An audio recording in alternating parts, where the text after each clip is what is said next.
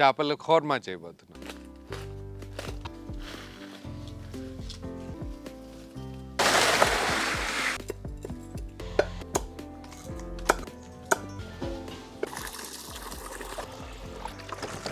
ముందుగా దీంట్లోనే మనం పసుపు యాడ్ చేద్దాం, సాల్ట్, అల్లం వెల్లుల్లి పేస్ట్, నిమ్మరసం కూడా యాడ్ చేద్దాం.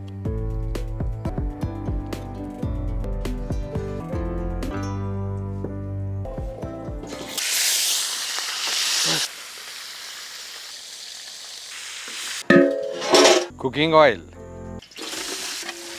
దీంట్లోనే మనం ఎండు కొబ్బరి ముక్కలు యాడ్ చేద్దాం.